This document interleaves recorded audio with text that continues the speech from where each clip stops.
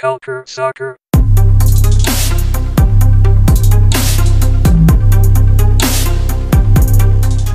Bonjour chers auditeurs et auditrices, bienvenue à Culture Soccer. Nous sommes ravis de vous accueillir pour ce troisième épisode de la saison 3. Saison synonyme de nouveau pour notre équipe qui s'est agrandie avec un tout nouveau site web qu'on vous invite à lire, mais également avec un nouveau membre dans l'équipe. Le rédacteur en chef désormais du site Culture Soccer est aux côtés de moi-même et d'Antoine Latran. On accueille Adi et Raphaël. Bonjour Adi, comment vas-tu? Salut Anthony, ça va très bien et toi? Ça va très bien, merci. Malheureusement, Antoine est absent aujourd'hui, là, mais nous lui souhaitons tout de même de bonnes vacances et tu es là spécialement pour le remplacer. Comment te sens-tu? Est-ce que c'est des grosses pointures à chausser? Ouais, exactement. Ça va être assez difficile de tenir la route et d'être comparé à Antoine, là, mais j'espère que je vais pouvoir m'en sortir un peu. Là. Oh, j'en doute pas. Hein? On te connaît pour tes divers podcasts, que ce soit Les Renards du Soccer, qui est un podcast vidéo. Il y a un Fossin à Montréal. Vraiment, non. Moi, j'en doute pas. Tu risques d'être à sa hauteur. On va faire le maximum. Parfait. Et aujourd'hui, on va y aller avec un sujet que les deux, on connaît très bien, hein, les équipes canadiennes.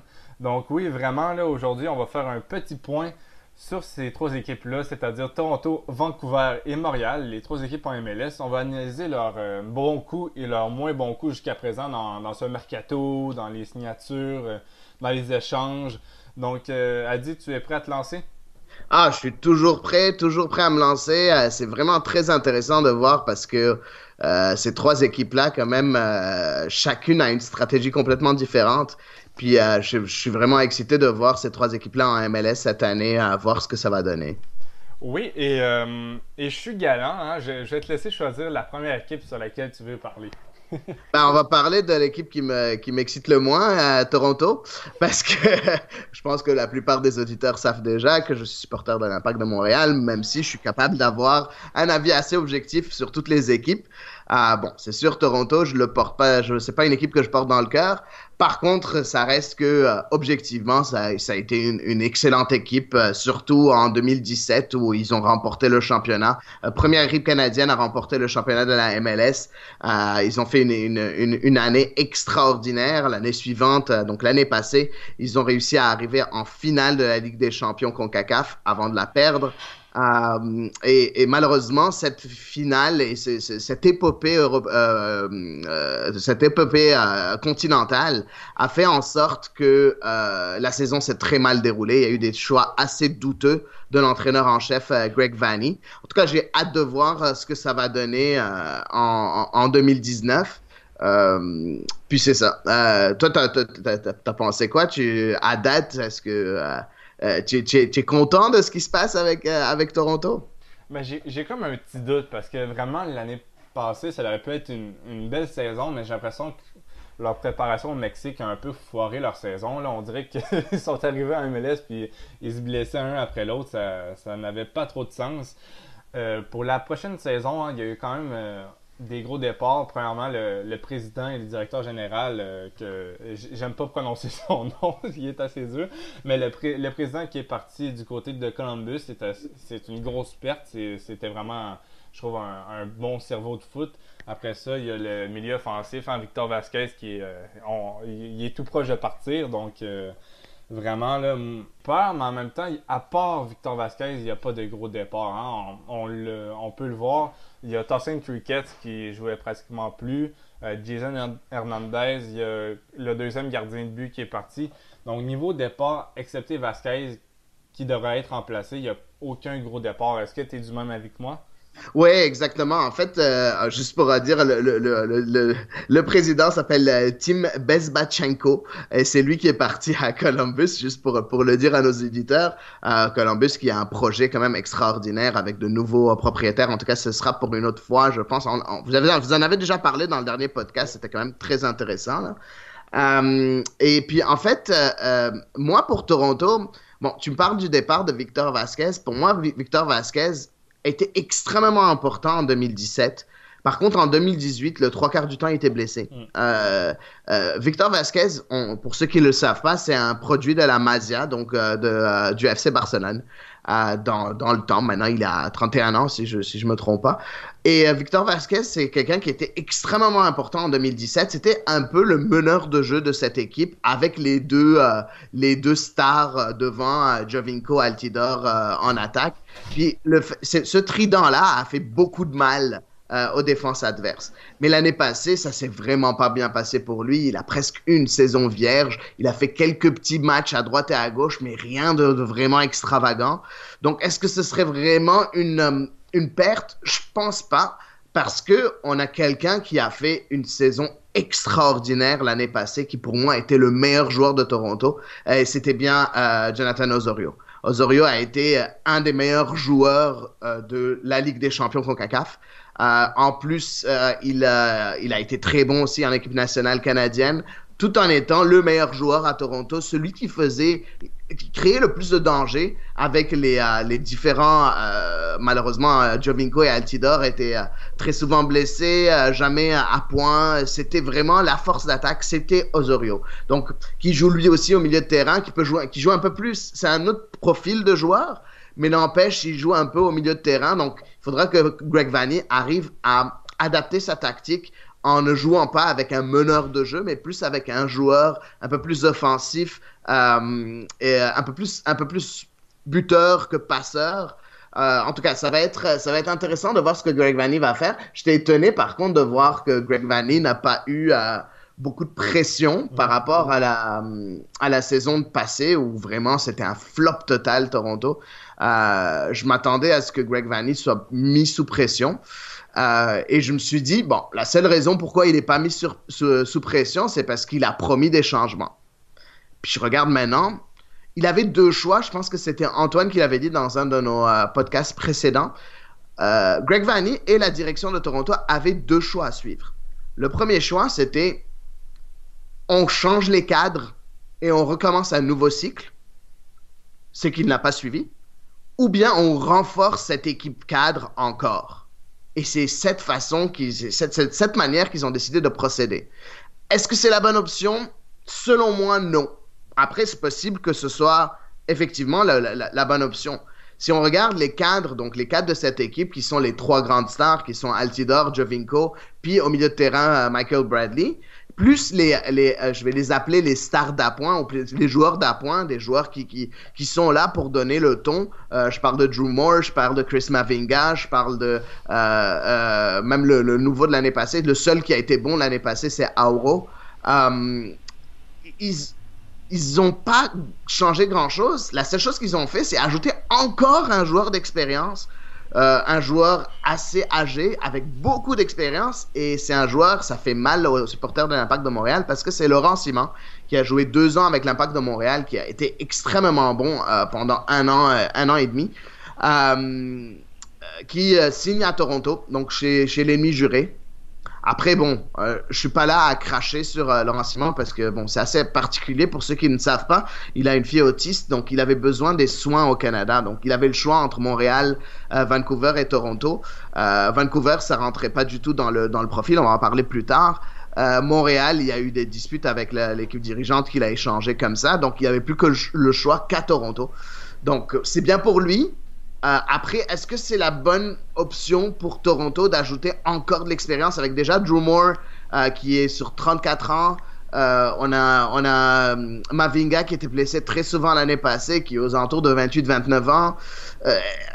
Moi, j'aurais aimé voir du sang jeune, du sang neuf arriver à Toronto.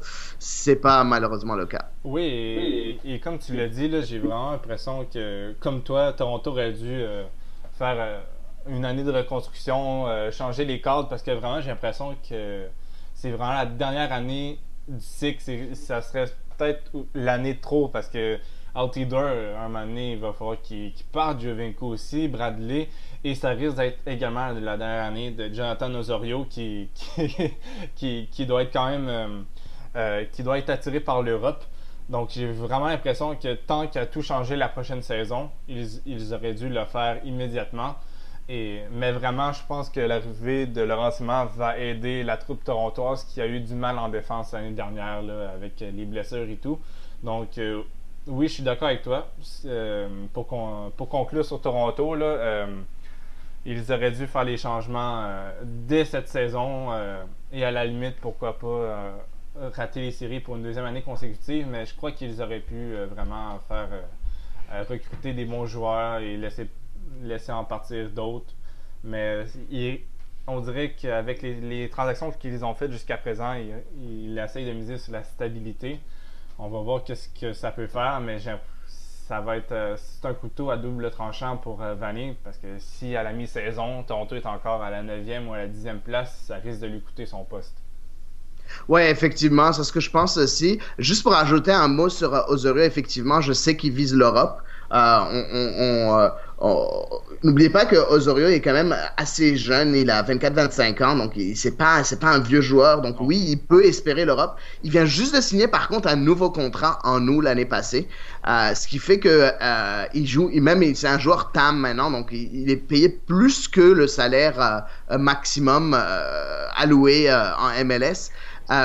Sans être un joueur désigné. En tout cas, c'est assez compliqué comme système, mais c'est un joueur quand même qui est payé assez cher. Donc, si jamais Toronto va le vendre, ça va être au prix fort. Donc, ça va être au prix fort. Niveau MLS, je m'attends à au moins une offre au-dessus de 7-8 millions. En tout cas, ça c'est mon avis pour un joueur aussi talentueux que ça. Ah non, oui, je suis d'accord avec toi. Pour moi, Osorio, là, s'il part en Europe, c'est pas pour un club de bas-fond de classement d'Allemagne. Je crois que s'il passe, ça va être pour un club au moins de mi-tableau. Et vraiment, là, c'est ça va être 7-8 millions minimum. C'est un joueur vraiment de talent. On le voit avec l'équipe canadienne. Hein, j'adore ce joueur personnellement. Ouais, non, j'avoue que moi aussi, malheureusement, il joue pour l'ennemi, mais, mais ça reste quand même un très, très, très bon joueur. Et quand il joue sous les couleurs de l'équipe canadienne, crois-moi, je suis tellement content qu'il fasse partie de notre équipe et pas de l'équipe adverse. Oui, et un dernier mot, personnellement, je sais pas si toi tu as un mot à dire sur lui, mais moi, un joueur que j'ai hâte de voir avec l'effectif torontois, c'est Tsubasa Endo. C'était un joueur qui jouait pour la réserve l'année dernière en USL. J'ai pu le voir là, avec Nashville la saison passée. Toronto, c'était vraiment une équipe de bas-fond de classement. Mais contre Nashville, c'était la bête noire. Et ils ont remporté le premier match et fait un nul au deuxième. Et c'est en grande partie grâce à Tsubasa Endo. C'est un milieu offensif japonais là, qui peut vraiment faire des ravages. Donc, j'ai vraiment hâte de voir qu'est-ce qu'il peut faire avec l'effectif torontoise. Car en 2016, il a quand même fait 21 apparences sous le maillot rouge, tandis qu'en 2017, ça a été un peu plus dur. Donc, j'ai hâte de voir. Ils l'ont re-signé. Donc, il doit avoir un plan en tête pour lui. Et c'est un joueur qui pourrait quand même épater la galerie en MLS si finalement là, il se sent bien à Toronto. Là. Il faut voir aussi, parce qu'avec tous ces joueurs au milieu de terrain, avec tout le choix de joueurs que Greg Vanney a, j'espère pouvoir voir Endo. Par contre, ça va être quand même difficile de grappiller des minutes. Après, il ne faut pas oublier que Toronto, en tant que champion canadien, participe aussi à la Ligue des champions cette année à CONCACAF. Donc, ce qui veut dire que, bon, peut-être qu'à ce moment-là, au début de saison, le temps que la Ligue des champions finisse, peut-être qu'à ce moment-là, il aura le choix il aura le choix de faire une certaine rotation, Greg Vanney, et pourra donner des minutes de jeu à Tsubasa Endo. J'espère juste qu'il va pouvoir supporter cette charge de travail assez vite, que ce soit pour Greg Vanney ou pour Endo, pour essayer au moins de pas très mal commencer la saison comme ils ont fait l'année passée. Là. Oui, c'est ça. Il faut pas qu'ils vivent facilement avec l'année passée de tout mettre sur la Champions League en disant on a été champion de MLS, on peut tout faire. Et non, ce n'est pas le cas en MLS. Et on va aller un peu plus à l'ouest avant de revenir vers l'est. On va aller vers l'ouest, vers les Whitecaps de Vancouver, hein, l'équipe de la Colombie-Britannique. Vraiment, c'est dur à juger parce que vraiment, ça a été une refonte complète d'effectifs et ce n'est vraiment pas terminé. Pour toi, l'arrivée de Marc Dos Santos doit être un plaisir pour toi qui a pu le voir à Montréal dans les temps en NASL. Exactement. En fait, Marc Dos Santos, pour ceux qui ne connaissent pas Marc Dos Santos, c'est un excellent entraîneur. Il a laissé de très bons souvenirs à Montréal. Malheureusement, il n'a pas pu entraîner l'Impact de Montréal en MLS parce que la direction avait décidé lors de son entrée en MLS de faire confiance à quelqu'un d'autre, c'était Jesse March. Pourtant, c'est dommage pour Marc Dos Santos qui, lui, est parti. Il a fait ses gammes un peu partout dans le monde. Il est même parti au Brésil où il est parti entraîner des équipes de jeunes de Palmeiras et des Desportivo Brasil où il a remporté au Brésil les équipes de jeunes, c'est quand même gros. Quand on joue à une finale du championnat U15, ça se joue devant 20 000 personnes. Hein. Et il a réussi à remporter ce championnat-là. Il est revenu aux États-Unis, il est parti avec les Deltas de San Francisco. Il a remporté le championnat avec eux de NASL. L'année passée, il était avec LAFC en tant qu'assistant entraîneur. On connaît tous ce que LAFC a réussi à faire dès sa première année. En tout cas, c'est très intéressant de voir Marc Dos Santos arriver à Vancouver et enfin avoir sa chance en tant qu'entraîneur principal en MLS.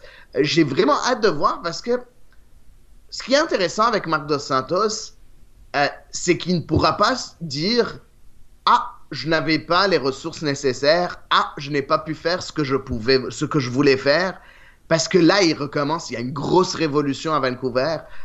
Beaucoup de joueurs qui s'en vont, beaucoup de joueurs qui arrivent et c'est pas encore fini. Et pas juste au niveau des joueurs, mais même au niveau du staff.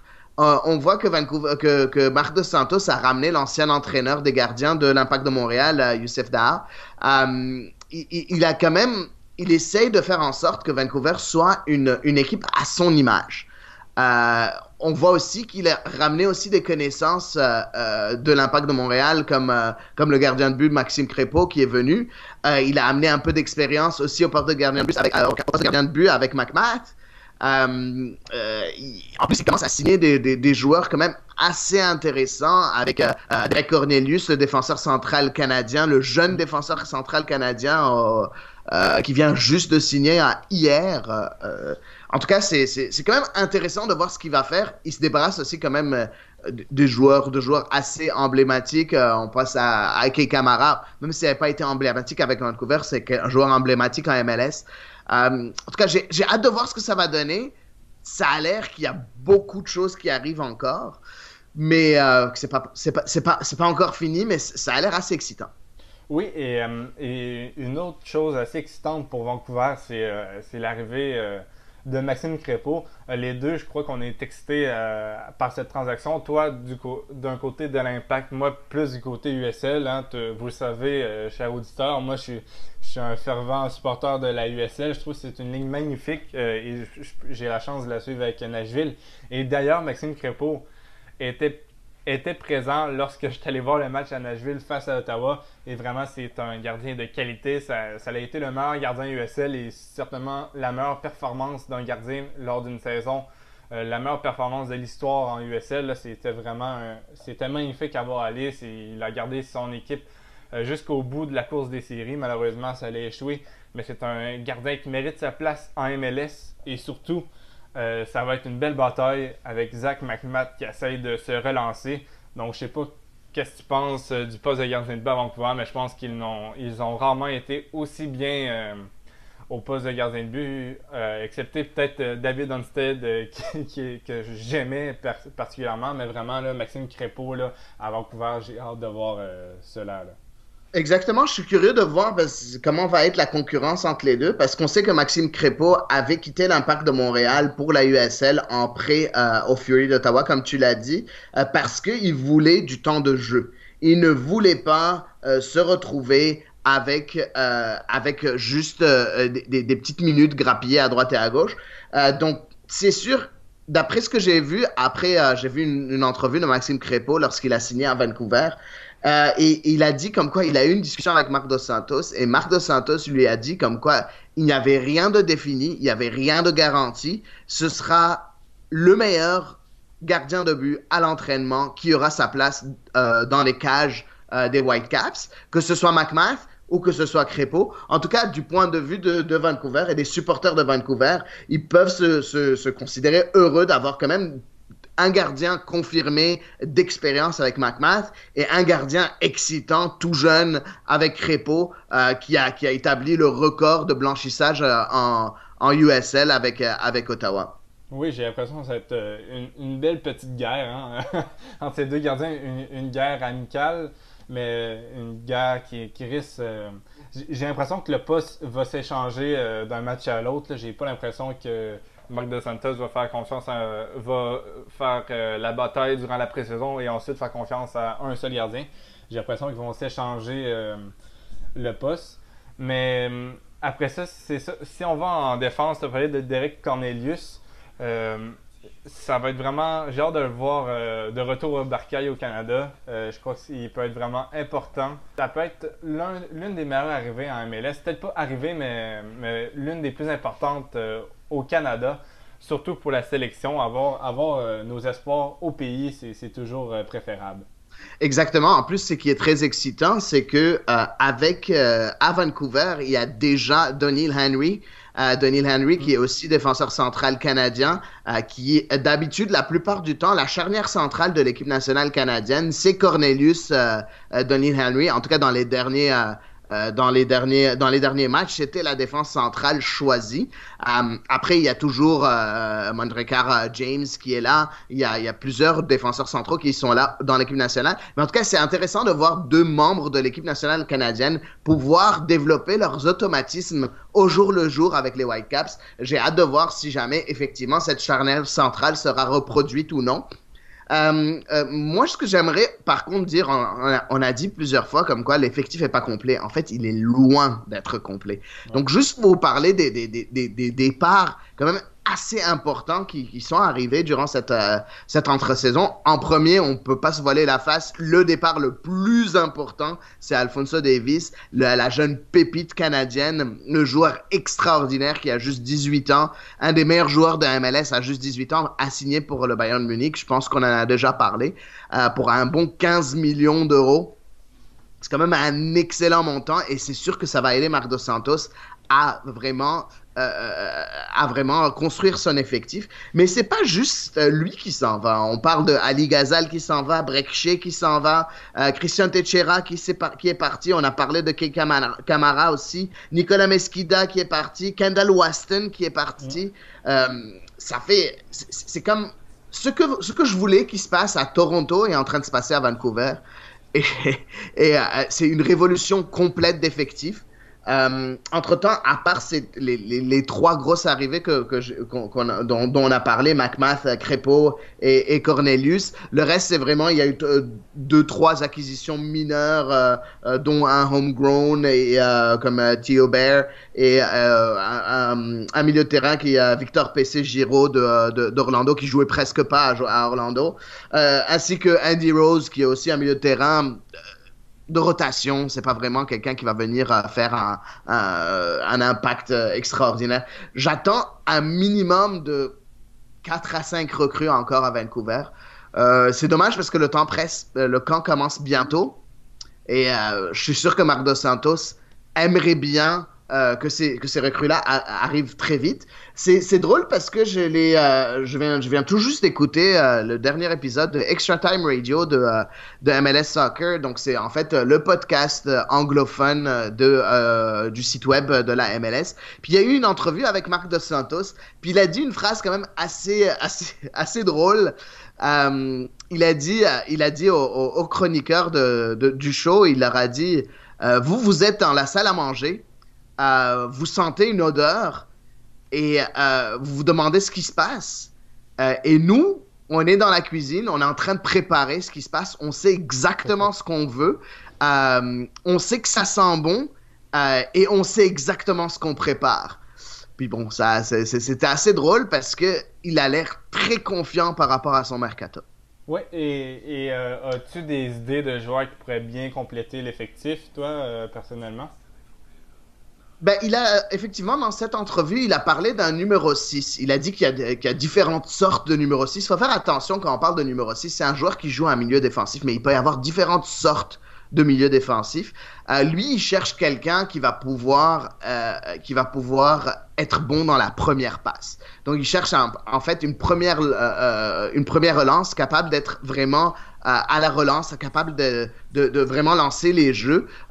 Il a dit comme quoi il aimerait bien. Ça va être une équipe qui va être encore basée sur la contre-attaque, mais un peu différemment que ce que Vancouver était dans le passé.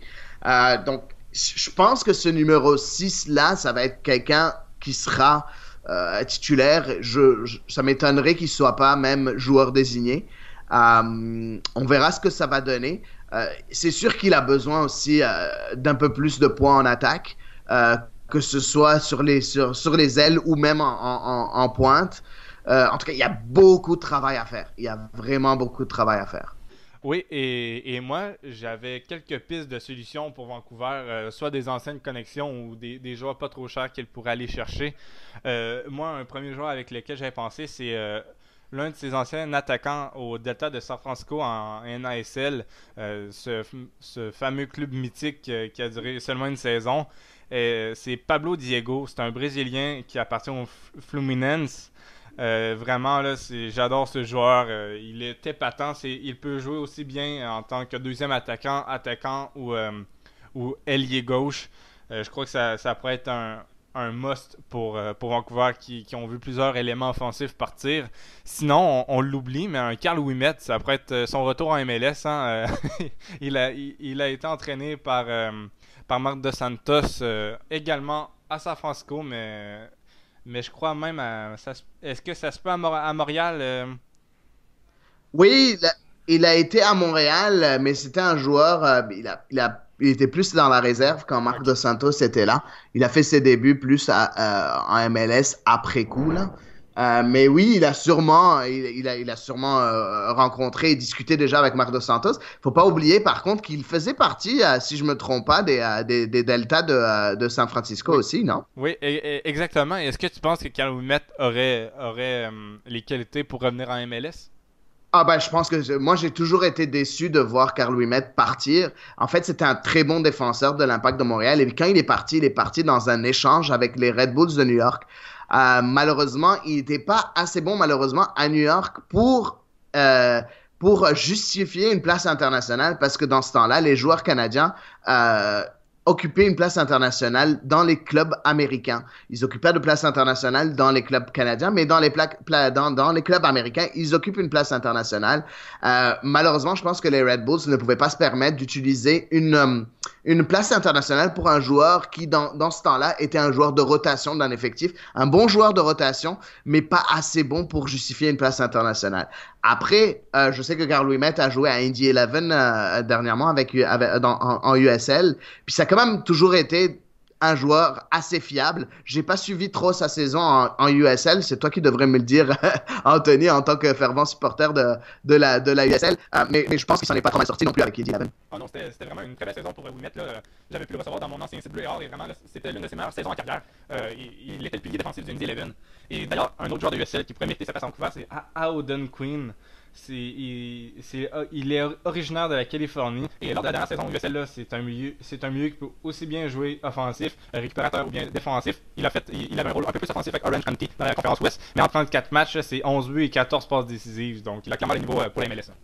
Oui, effectivement. Mais il faut aussi penser que c'est sûr que ces joueurs-là seraient quand même extrêmement importants en rotation à Vancouver, mais Vancouver manque de punch. Vancouver a besoin de joueurs de très haut niveau. Dans chaque très bonne équipe en MLS, il y a un joueur qui fait une différence. Je vais les appeler des stars, mais c'est pas vraiment des stars, c'est des joueurs qui font une différence. On voit à Montréal, on a Piatti, on voit à Toronto, il y a Jovinko, il y a Altidore. Vancouver, il y avait Davis, maintenant il n'y a plus Alphonso Davis. Donc il va falloir aussi investir. N'oubliez pas qu'ils ont beaucoup d'argent, les Whitecaps de Vancouver, parce que vu que Davis est un joueur formé au club, sur le transfert de Davis au Bayern de Munich, la MLS ne prend rien. Donc, tout revient à Vancouver. Et puis, c'est de l'argent qu'ils vont pouvoir utiliser en tant qu'argent d'allocation. Donc, il y a de l'argent dans les coffres.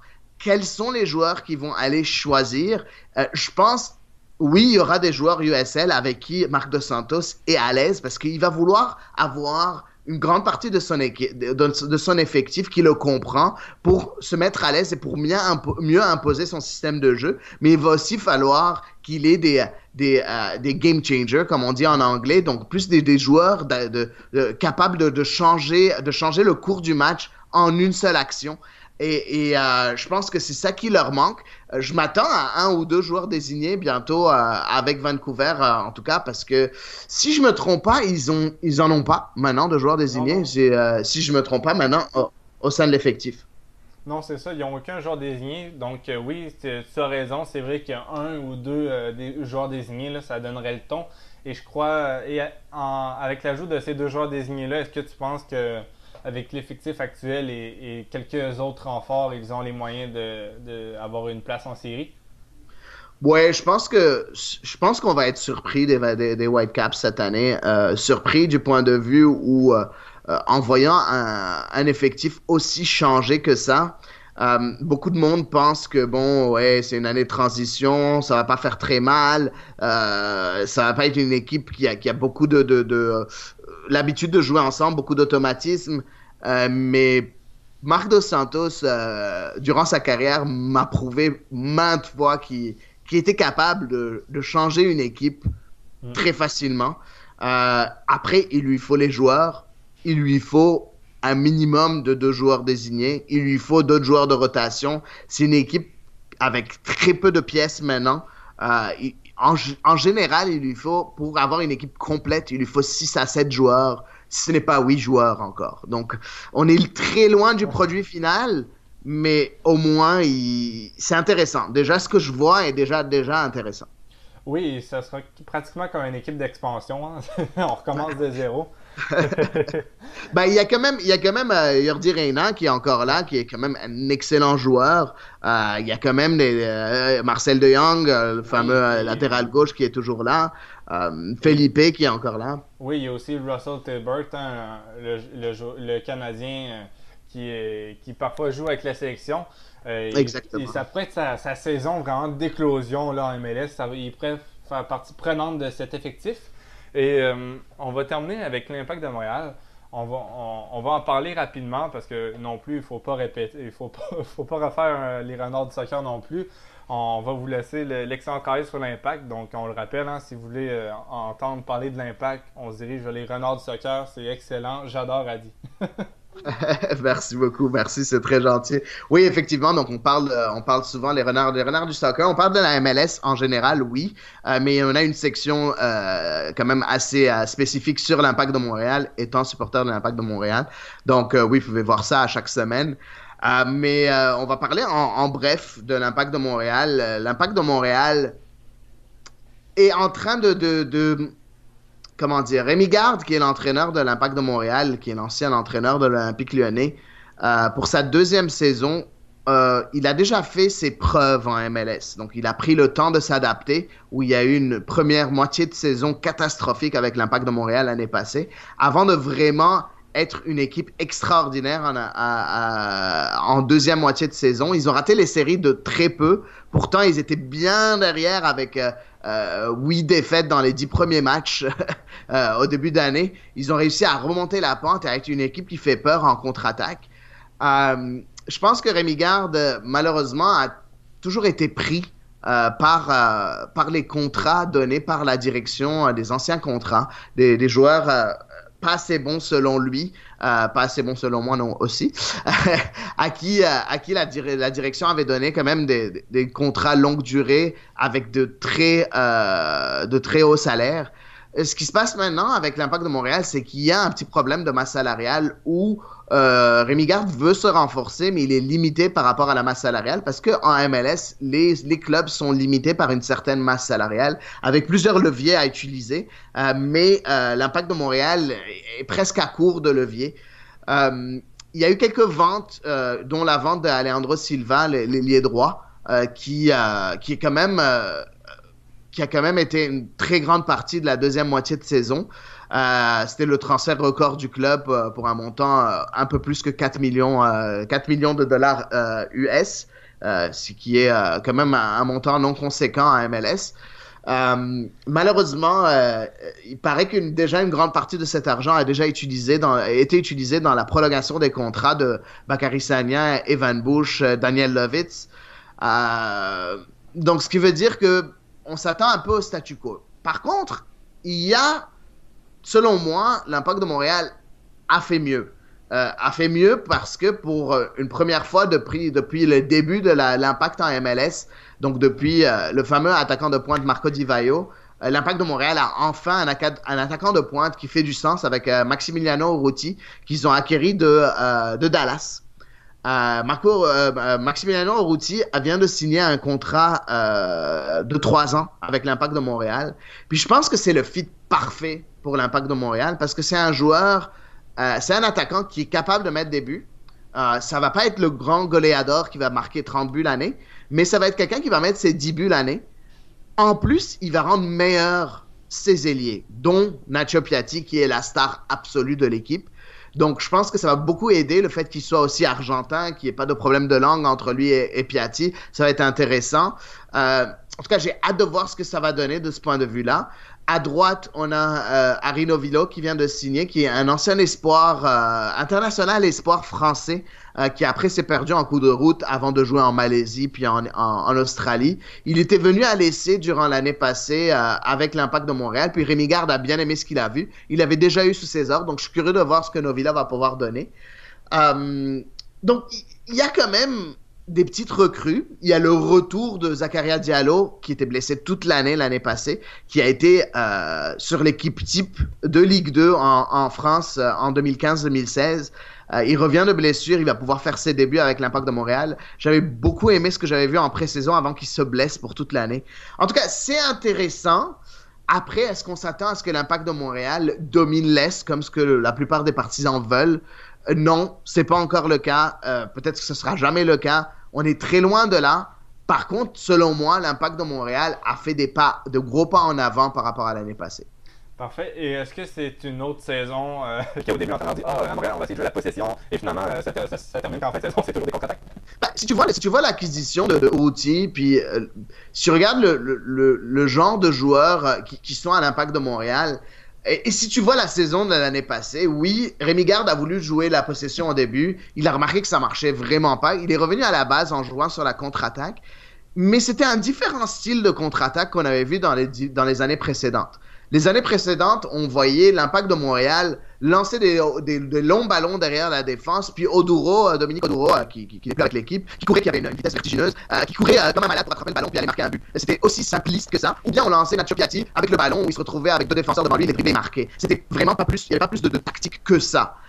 Cette année, déjà l'année passée, en deuxième moitié de saison, oui, il y a eu du jeu en contre-attaque, mais on a vu des contre-attaques beaucoup plus construites où des fois, il y avait une certaine temporisation avec le ballon. C'était plus une attaque rapide vers l'avant, mais à plusieurs joueurs, qu'une attaque basée sur un long ballon avec 2 joueurs qui se jouent, ou bien même un seul joueur qui se retrouve face au but. Donc, il y avait déjà une différence où cette application de possession était faite d'un point de vue sur la contre-attaque.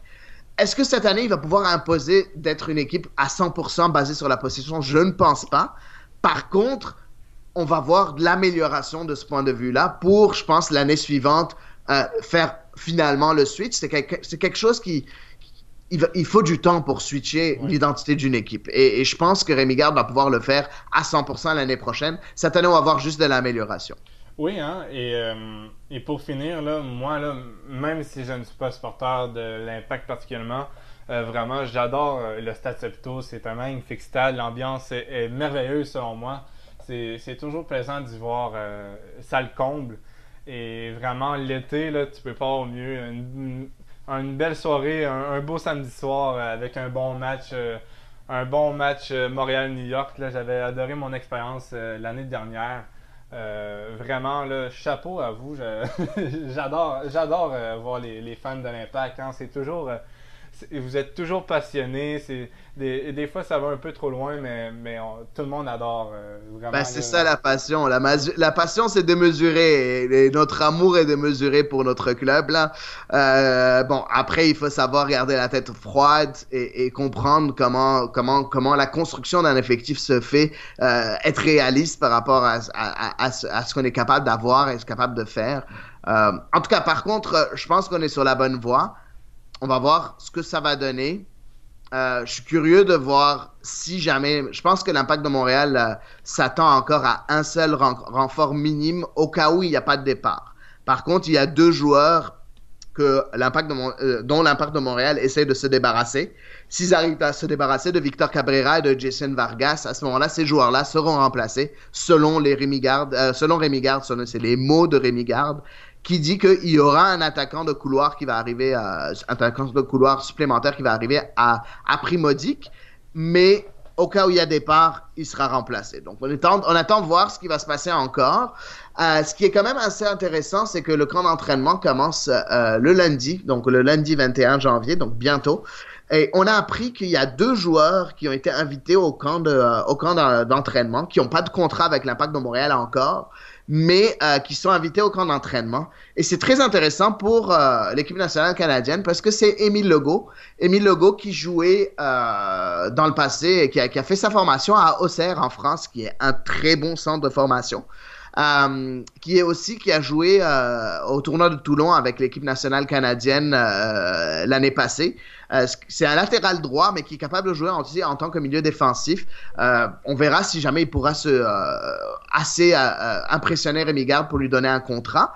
Et il y a aussi, dernièrement, on est aujourd'hui le 19 janvier, c'est là qu'on enregistre. Il y a 2 jours, on a eu une information comme quoi Zachary Broguillard vient signer avec l'Impact de Montréal. C'est pas encore officiel, mais si jamais on a cette recrue-là, c'est excellent. Pour vous parler un peu de Zachary Broguillard, c'est le capitaine de l'équipe réserve de l'Olympique Lyonnais, qui est un des meilleurs centres de formation au monde, et ce n'est vraiment pas exagéré. Même en Europe, ils rivalisent très fortement avec le FC Barcelone. Et Zachary Broguillard est déjà international canadien, c'est un latéral droit aussi, donc c'est parfait à voir que l'Impact de Montréal, pour une fois, prend de l'avance sur son recrutement, parce qu'on voit qu'en tant que latéral droit, il y a Bakary Sagna qui se fait plus très jeune, et il ne pourra pas jouer tous ses matchs à 100%, donc avoir Broguillard là, pour l'incorporer à l'équipe, pour que l'année prochaine, ce soit un des cadres de l'équipe. Je pense que c'est une bonne façon de voir les choses pour l'Impact de Montréal. Est-ce qu'il y aura d'autres personnes invitées au camp? On s'y attend. Qui? Aucune idée. Parfait. Bref, pour finir sur l'Impact, on vous souhaite une meilleure première moitié de saison pour espérer décrocher une place en série. Ouais, ça va être difficile. L'Impact de Montréal commence sa saison à cause du froid à Montréal et de l'hiver assez compliqué à Montréal. La saison de l'Impact de Montréal se joue, le début de saison se joue très souvent à l'extérieur. Et cette année, une fois n'est pas coutume, on commence la saison avec 6 matchs à l'étranger. On avait l'habitude de jouer un match au Stade olympique. L'Impact de Montréal a décidé de ne plus faire ça. Le Stade olympique qui est un stade couvert à Montréal. Mais l'Impact de Montréal a décidé de ne plus faire ça. Parce que les partisans détestent le Stade olympique, dont moi. C'est un stade désuet, qui est magnifique quand il est rempli, mais en saison régulière, le maximum que j'ai vu, c'est 35 000. C'est beaucoup de partisans, mais ça sonne vide tellement il est pas fait pour le soccer. C'est un stade qui a été fait pour le baseball déjà à l'origine. Donc déjà, le fait de ne plus avoir le Stade olympique, le premier match se jouera au Stade Saputo à l'extérieur, et ce sera juste le 13 avril. Donc ça va être compliqué. Il va falloir vraiment être prêt dès le début de la saison et ne pas tâtonner comme on a tâtonné l'année passée. Je m'attends du mieux. J'espère du mieux. J'espère au moins une victoire, 2 matchs nuls sur ces matchs-là. J'espère. C'est déjà la fin de ce spécial Équipe canadienne MLS. Je te remercie, Adi, de m'avoir accompagné dans cet épisode.